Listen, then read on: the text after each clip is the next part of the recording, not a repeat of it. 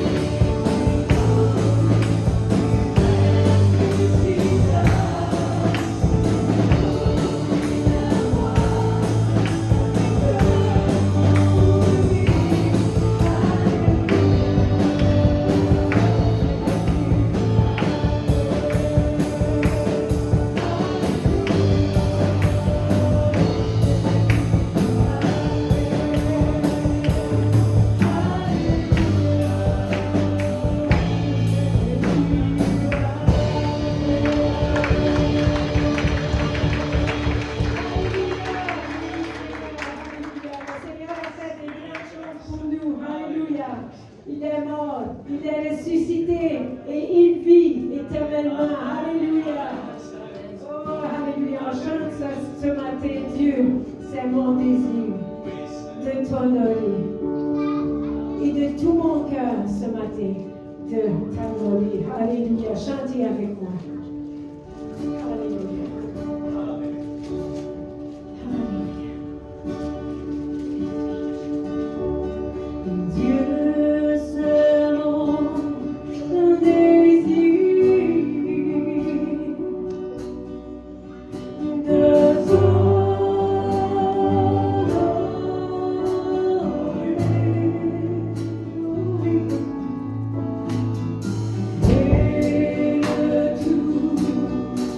Oh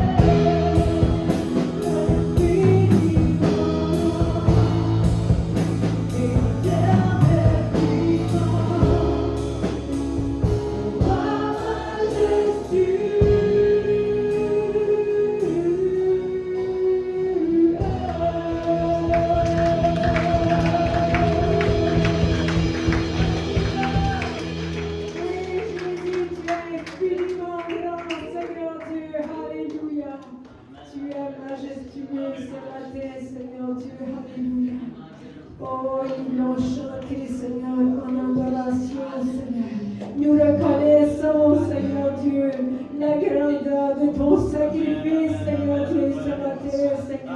Alléluia. Alléluia. Sacrifice.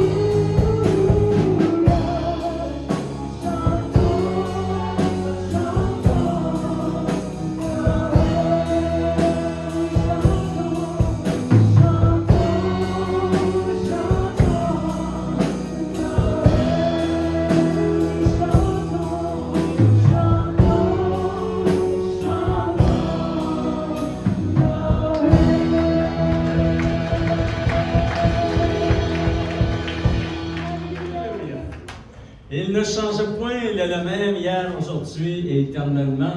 Et si vous avez votre Bible ce matin, nous tournons ensemble dans Matthieu chapitre 1 et on va lire verset 18 jusqu'au verset 25. Gloire au Seigneur, alléluia! Et c'est très important que vous regardez, que vous voyez le titre du message. Voici de quelle manière arriva la naissance de Jésus. Alléluia! Ça, c'est très important, c'est débattu dans notre société aujourd'hui. Mais nous, lorsque nous ouvrons les Écritures, la seule façon de trouver la vérité, c'est avec la parole de Dieu. Et nous allons découvrir ensemble, enfants de Dieu, que voici de quelle manière arriva la naissance de Jésus-Christ. Jésus-Christ, c'est une personne exceptionnelle qui vient d'en haut, enfants de Dieu. Il est le Messie qui devait venir. Alléluia! Et vous savez, enfants de Dieu, la célébration de la naissance de Jésus, c'est une célébration qui est grande, parce que ça l'annonce aussi que Jésus, parlant de sa première venue, nous savons qu'il va revenir une deuxième fois, mais ça parle de sa première venue. Lorsque le Fils de Dieu, la parole de Dieu a été faite chair, et Dieu le Fils a habité parmi nous. Wow, c'est quelque chose. Nous sommes des humains, et lui, il a revêtu un corps humain pour venir, afin de venir nous toucher et de venir se présenter à nous comme sauveur. Alléluia! Et nous racheter en foi de Dieu. Vraiment, la célébration de la naissance de Jésus n'est pas une question de date dans un calendrier humain, mais c'est une question d'événement. Et cela a été le plus grand événement que l'humanité a jamais connu, enfants de Dieu. Gardez votre doigt dans Matthieu chapitre 1, Parce que moi, je vais vous lire un verset dans l'Ancien Testament, dans Deutéronome chapitre 4. Écoutez bien ceci. C'est le plus grand événement que l'humanité a connu lorsque Jésus est venu. Ça dit interroger les temps anciens interroge les temps anciens qui t'ont précédé depuis le jour où Dieu créa l'homme sur la terre. Et d'une extrémité du ciel à l'autre, y eut-il jamais si grand événement? Y a-t-on jamais, oui, chose semblable?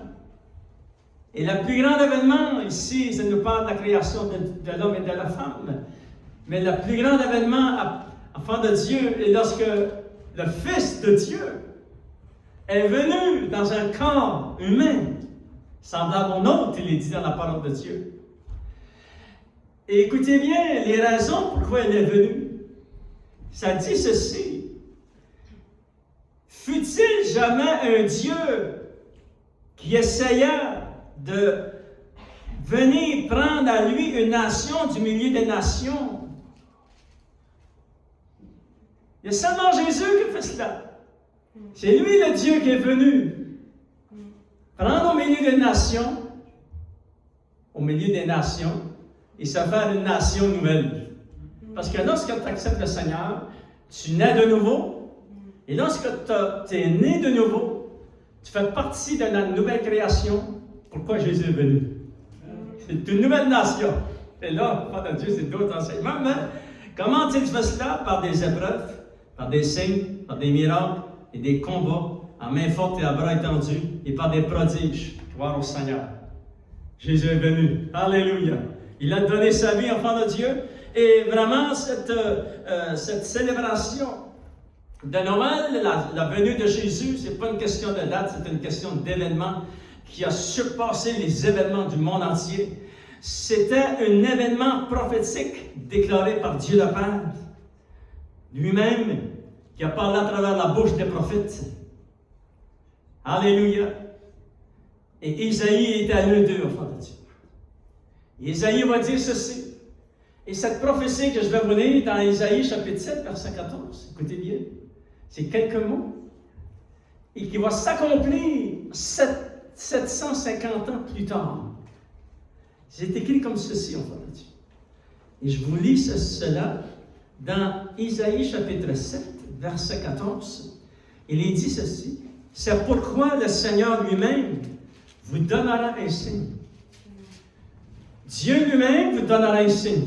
Le signe ne vient pas des humains, ne vient pas des êtres humains, ne vient pas des gens sur la terre, vient du ciel. Quel est ce signe? Écoutez bien. Voici, la jeune fille deviendra enceinte, elle enfantera un fils. Ça devait être un fils qu'elle a enfanté. Et elle lui donnera le nom d'Emmanuel, qui signifie Dieu avec nous et Dieu en nous. C'est un miracle extraordinaire. Fait que vraiment, c'est un signe que Dieu avait établi à travers la bouche de ses serviteurs et enfants de Dieu. Cette prophétie, c'est vraiment un grand événement. Amen. Alléluia. C'est le plus grand événement. Et vraiment, lorsqu'ils vont prophétiser, le prophète Isaïe prophétise 750 ans avant Jésus. Et regardez de quelle manière arriva la naissance de Jésus. Matthieu chapitre 1, on va le lire ensemble, enfants de Dieu. Alléluia. Verset 18, il est dit ceci, gloire au Seigneur. Voici, enfants de Dieu, 750 ans plus tard. Alléluia, cette prophétie qui a été planifiée et organisée par la sagesse et la souveraineté de Dieu. On la lit comme ceci, enfants de Dieu. Voici de quelle manière arriva la naissance de Jésus-Christ. Marie, sa mère, ayant été fiancée à Joseph, se trouva enceinte par la vertu du Saint-Esprit avant qu'ils eussent habité ensemble. Comme Isaïe le disait, cette jeune fille deviendra enceinte, elle enfantera un fils, et ça devait être un fils, non une fille. C'était le signe de Dieu, et tu lui donneras le nom de Jésus. Tout est arrivé avec une telle précision qu'on ne pouvait pas oublier que vraiment c'était une action naturelle de Dieu. Il est dit, verset 19, Joseph, son mari, qui était un homme de bien et qui ne voulait pas la diffamer lorsque su qu'elle était enceinte, il ne comprenait pas, se proposa de rompre secrètement avec elle. Mais comme il y pensait, voici un ange du Seigneur lui apparut. En songe, il dit, Joseph, fils de David, ne crains pas de prendre avec toi Marie ta femme, car l'enfant qu'elle a conçu vient du Saint-Esprit. Elle enfantera un fils et tu lui donneras le nom de Jésus. C'est lui qui sauvera son peuple de ses péchés. Et tout cela arrivait afin que s'accomplisse ce que le Seigneur avait annoncé par le prophète. Voici, la Vierge sera enceinte, elle enfantera un fils, et on lui donnera le nom d'Emmanuel, ce qui signifie Dieu avec nous. Alléluia. Seigneur, nous te remercions. Quel privilège d'ouvrir les Saintes Écritures. Te demande au nom de Jésus, Seigneur mon Dieu, que tu puisses nous donner des révélations fraîches, Seigneur. Bénis ton peuple et ton Église et tous ceux, Seigneur, qui entendent le message de la parole de Dieu. Tu puisses bénir chaque personne au nom de Jésus, nous t'avons prié. Amen. Alléluia. Vous savez, enfants de Dieu, on a découvert à travers les années, à travers l'enseignement de la parole de Dieu, que Dieu a séparé le monde entier. Il y a, aujourd'hui, nous disent qu'il y a au moins presque 8 milliards de personnes, ou au moins 8 milliards de personnes sur la terre, et Dieu a séparé ça en 3 parties. Vous pourrez le lire dans 1 Corinthiens chapitre 10, verset 32, ça dit qu'il y a les Juifs, qu'il y a les nations, qu'il y a les Juifs et qu'il y a l'Église de Dieu. Amen. Les nations ne célèbrent pas la naissance de Jésus. Les Juifs ne célèbrent pas la naissance de Jésus. Ce qu'il reste, c'est l'Église de Dieu. Amen. Nous faisons partie de l'Église de Dieu. Et nous célébrons et nous reconnaissons que Jésus un jour est venu au fond de Dieu. Alléluia.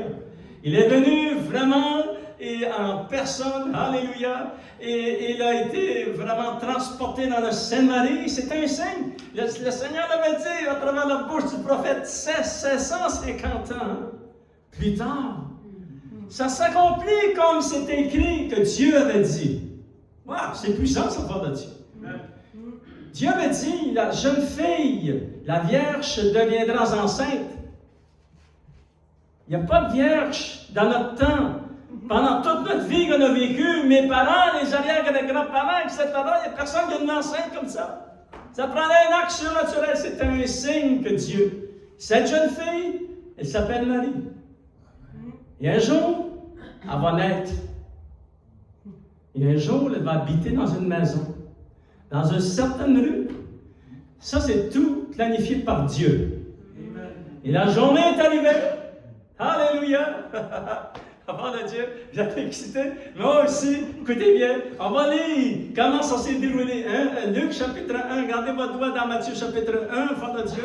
Et regardez ce qui est écrit dans Luc chapitre 1, verset 26.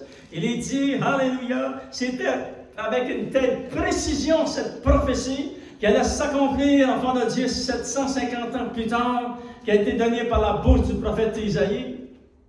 Alléluia. Et là, enfant de Dieu, lorsque nous le lisons, c'est comme si le livre, la prophétie s'ouvre devant nous. Parce qu'il fallait que cette jeune fille naisse un jour. Il fallait qu'elle soit dans un endroit. Puis il fallait qu'elle soit dans une maison. Puis il fallait qu'elle soit dans une rue. Dieu avait tout planifié d'avance. Regardez, on va le lire ensemble. Luc chapitre 1, verset 26, ça dit, Marie, enfant de Dieu, était dans sa maison. Écoutez bien qu'est-ce qui se passe. Il est dit, au 6e mois, l'ange Gabriel fut envoyé par Dieu. Où fut-il envoyé? Dans une ville de Galilée appelée Nazareth. C'est-à-dire que cette jeune fille habitait à Nazareth. Il fallait que la ville de Nazareth soit construite. Mais entre 750 ans, ils ont eu le temps de bâtir la ville. Amen. Écoutez bien, tout est précis dans la parole de Dieu. Ça dit auprès d'une vierge fiancée à un homme de la maison de David. Il fallait que lui, cet homme, Joseph, il viennent de la descendance du roi David. Nommé Joseph, le nom de la Vierge, elle s'appelait Marie. L'ange entra chez elle. Ça veut dire, ici, elle est rentrée dans la maison, il est rentré chez elle. Ça veut dire qu'elle était dans une maison, elle habitait quelque part. Amen. Tout était précis, en fait. Il fallait que cette jeune fille naisse. Il fallait que ses parents se marient un jour. Il fallait que les grands-pères, les grands-mères, arrière, un jour eux aussi se marient. Et tout était planifié par Dieu, jusqu'au jour où le père et la mère de Marie elle enfanta une fille, et elle lui donna le nom de Marie. Et l'enfant de Dieu, l'ange de l'Éternel, que Gabriel est entré dans cette maison, envoyé par qui? Envoyé par Dieu. Et tu vas aller dans cette ville, ça s'appelle Nazareth. Ça dit, Gabriel entra dans la maison. Voyez-vous, enfin, l'ange entra chez elle et dit, et là, l'ange lui a parlé, il dit, je te salue, toi à qui une grâce a été faite, et le Seigneur est avec toi. Troublée par cette parole, Marie se demandait ce que pouvait signifier cette telle salutation. Et l'ange lui dit, ne crains point, Marie, car tu as trouvé grâce devant Dieu. Et voici, tu deviendras enceinte, et tu enfanteras un fils, et tu lui donneras le nom de Jésus. Il sera grand, il sera appelé fils du Très-Haut. Et le Seigneur Dieu lui donnera le trône de David son père. Il régnera sur la maison de Jacob éternellement. Oh, alléluia! Prophétie qui sort de la bouche de l'ange Gabriel, afin de Dieu, disant que cet enfant que tu vas porter, va avoir un règne éternel. Il va régner éternellement. Il régnera sur la maison de Jacob éternellement et son règne n'aura point de fin. Voyez-vous? Wow. Vous êtes cette jeune fille, vous êtes en train de faire le ménage, et là, vous écoutez un petit peu de musique, vous avez été vous chercher un Big Mac en passant, et là, enfant de Dieu, l'ange rentre dans votre maison. Mais c'était un peu exagéré, mon histoire, là. Marie dit à l'ange, comment cela se fera-t-il, puisque je ne connais point d'homme? Et l'ange lui dit, le Saint-Esprit viendra sur toi, et la puissance du Très-Haut te couvrira de son ombre. Et c'est pourquoi le Saint-Enfant qui naîtra de toi sera appelé fils de Dieu. Donnez une bonne main d'applaudissement. Wow! Alléluia! Il n'y a pas de question de date. C'est une question de respect pour les chrétiens de célébrer l'événement le plus grand qui a existé sur la face de la terre. Et de se souvenir chaque année, enfant de Dieu, qu'un jour, notre Sauveur est né. Alléluia! Et nous pouvons lire exactement comme les prophéties l'ont enseigné, comment il est né, et comment cet ange a été dans cette rue, comment il a été dans cette maison, comment il a été à Nazareth. Il s'est présenté devant cette jeune fille et lui dit, tu vas porter le Fils de Dieu en toi. Marc. Parce que Jésus est le Fils de Dieu. Il est Dieu incarné dans un corps de chair. Et ça dit, vous avez remarqué comment c'est écrit, ça dit, l'ange lui a dit, le Saint-Enfant qui naîtra de toi. Lorsque Jésus est né, il était saint. Il n'est pas devenu saint, il était saint du début jusqu'à la fin. Lorsqu'il s'est dirigé vers Golgotha, il était saint. Il était le Fils de Dieu. Il était Dieu le Fils. C'est pour ça que souvent vous lisez dans les évangiles, vous reconnaissez que Jésus dit à son Père, « Père, redonne-moi la gloire que j'avais auprès de toi avant que le monde fût. » Alléluia. Parce que Jésus était conscient qu'il était, avant qu'il vienne ici sur la terre, vraiment vivre dans un corps terrestre, humain comme le nôtre, semblable au nôtre, ça dit dans la parole de Dieu, mais sans commettre de péché. Pourquoi? C'est afin de nous racheter, nous, enfants de Dieu. Alléluia! Un jour, Dieu le Fils a été fait chair. Au commencement était la parole, et la parole était avec Dieu. Et la parole était Dieu. Et un jour, l'enfant de Dieu, cette parole a habité parmi nous. Et cette parole s'appelait qui? Elle s'appelait Jésus de Nazareth. Tous ceux qui ont courtoyé Jésus, tous ceux qui lui ont parlé, tous ceux, enfants de Dieu, qui l'ont vu de leurs yeux, tous ceux où Jésus entrait dans des villes et des villages, et les gens criaient, Jésus est arrivé! Les foules venaient et touchaient le bord de son vêtement. Ces gens ont tous vu le Fils de Dieu. Jésus le Fils, il est venu une fois dans cette dimension de vie. Il revient bientôt. La parole de Dieu enseigne que Jésus est venu, son premier retour, il est venu une fois, il revient une deuxième fois. Deuxième fois. Amen. Alléluia.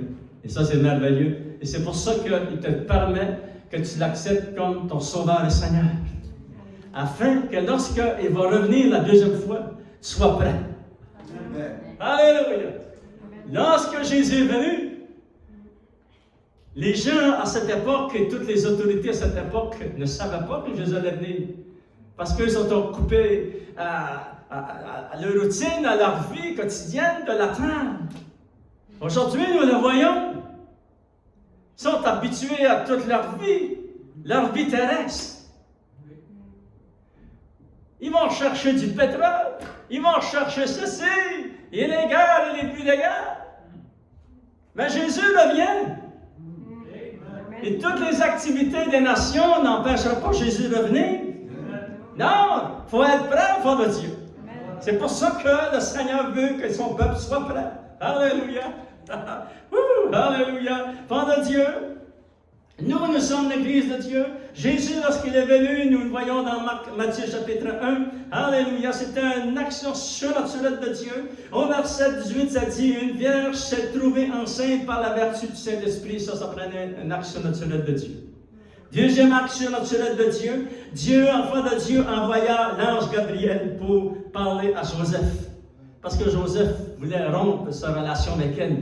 Parce que dans ce temps-là, lorsqu'une vierge tombait enceinte, elle était lapidée dans cette société-là, enfant de Dieu. Et Joseph a dit, je ne veux pas que... il l'aimait tellement, il n'a pas voir Marie être mise à mort. C'est pour ça que ça dit qu'il voulait se séparer. Mais l'ange, Dieu a envoyé l'ange, et l'ange Gabriel, il dit, non. Cette femme, cette jeune fille, était choisie par Dieu, 750 ans passés. Et là, elle accomplit la prophétie de Dieu. Et elle est enceinte par la vertu du Saint-Esprit. Il devait croire aux choses de Dieu lui aussi. Amen. Ça veut dire qu'il a cru. Amen. Alléluia. Il a pris Marie comme sa femme.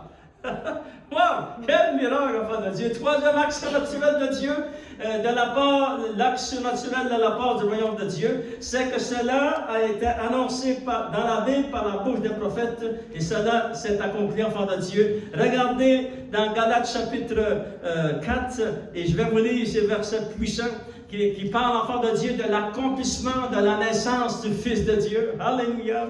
Il est dit, Galates chapitre 4, verset 4, écoutez bien ceci. Mais lorsque les temps ont été accomplis, juste là, il y a l'enseignement pour un mois. Et là, vous allez dire, pasteur, un mois c'est là.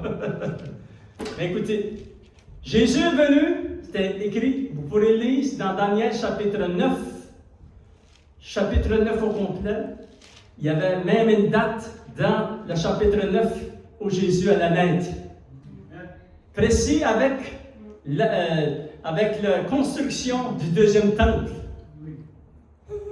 C'est écrit dans la parole de Dieu. C'est merveilleux. Et là, lorsque les temps furent accomplis, écoutez bien, fond de Dieu, ça dit, Dieu envoya son Fils né d'une femme et né sous la loi, afin qu'il racheta ceux qui étaient sous la loi, afin que nous reçussions l'adoption. Et parce que vous êtes fils, Dieu a envoyé dans nos cœurs l'esprit de son Fils, lequel crie à Abba Père. Ainsi tu n'es plus esclave, mais tu es fils. Et là, j'ai envie de danser. Alléluia! ne suis plus un esclave du monde. Je suis fils de Dieu. Tu es fils de Dieu, tu es fille de Dieu. Quel privilège! Il y a eu un changement quelque part. Amen. On n'est plus des esclaves, on est des fils et des filles. Alléluia. Enfants de Dieu, il y a trois grandes révélations ici, enfants de Dieu. Pourquoi Jésus est-il venu dans un corps semblable au nôtre? Trois raisons principales. Et je vais juste les regarder ensemble, enfants de Dieu, avec vous. Pourquoi Dieu a-t-il choisi ce moyen que Jésus allait venir sur la terre à travers cette jeune fille qui s'appelle Marie, qui était prophétisée 750 ans avant que tout cela arrive, enfants de Dieu? La première raison, alléluia, pour que notre rédemption soit en mesure notre Rédempteur soit en mesure de payer le prix pour nos péchés et de nous racheter. Parce que nous étions séparés de Dieu et dans le monde et dans les ténèbres et esclaves. Pour qu'on soit un jour appelés fils et filles de Dieu. Parce que nous avons été adoptés. Il fallait que Jésus vienne à travers cette femme. Alléluia. C'est merveilleux, amen. Afin de payer pleinement pour nos péchés. Afin de nous racheter, enfants de Dieu. Première raison principale, le seul moyen pour Jésus de naître sous la forme d'un être humain, il devait naître mis au monde par une femme. Et là, on dit, c'est ça. Amen, alléluia. Et là, je vais vous montrer un verset dans Marc chapitre 14. Écoutez bien, 2 versets qu'on va lire ensemble. Parce que Jésus est né à travers Marie, mais Jésus était Dieu le Fils dans un corps de chair. Et écoutez bien, c'est très important que je vous lise ce verset et méditerez la parole de Dieu. Dans Marc chapitre 14, il était devant le Sanhédrin. La grande question qui avait été posée, es-tu le Fils de Dieu? Et là, il allait être crucifié après ça, vous savez. Écoutez bien qu'est-ce qu'il va dire. Ça dit au verset 61, Marc chapitre 14, verset 61, Jésus garda le silence et ne répondit rien. Le souverain sacrificateur l'interrogea de nouveau et lui dit, es-tu le Christ, le Messie? Parce qu'eux, ils pensaient qu'ils avaient fait le Messie. Non, c'était pas fait Messie. Il était le Messie envoyé par Dieu sous l'autorité de Dieu le Père. Il n'a pas fait ça par lui-même. C'est l'autorité officielle qui l'a envoyé. Voyez-vous? Et là, ça dit, es-tu le Christ, le Fils du Dieu béni? Et Jésus lui répondit, je le suis.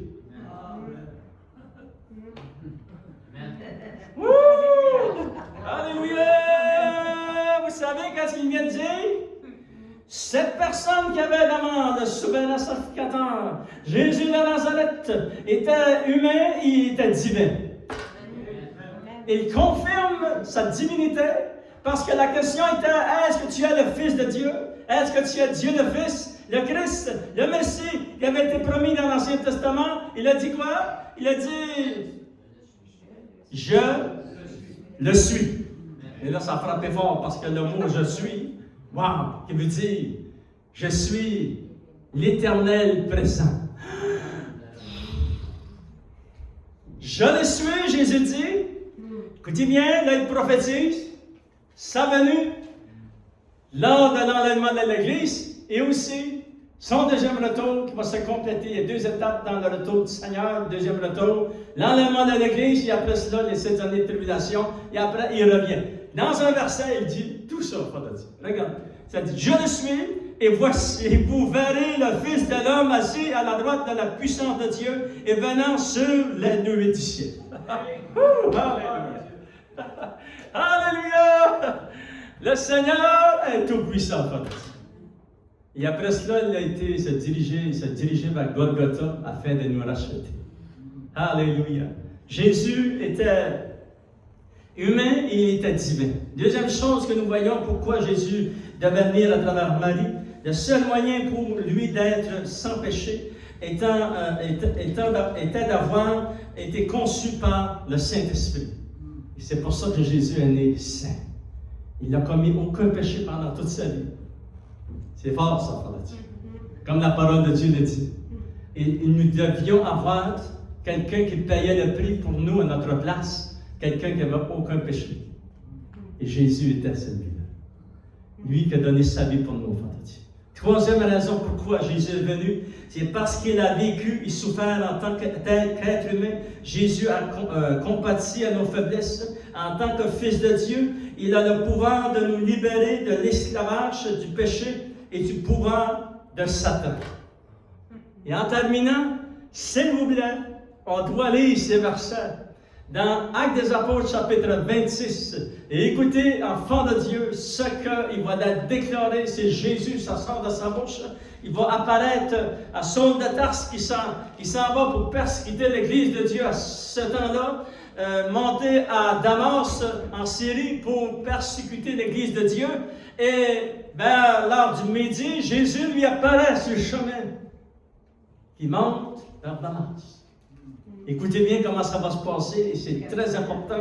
Enfants de Dieu, cela concerne chacun de nous aussi. Actes des Apôtres, chapitre 26, et ça dit au verset 14, ça dit « Nous tombâmes lorsque Jésus est apparu, la gloire de Dieu. » Et ils ont vu la gloire de Dieu, parce que Jésus, dans toute sa gloire, amen, alléluia, ça dit « Ils ont tombé par terre. » Nous tombâmes tous à terre, et j'entendis une voix qui me disait en langue hébraïque, « Saul, Saul, pourquoi me persécutes-tu?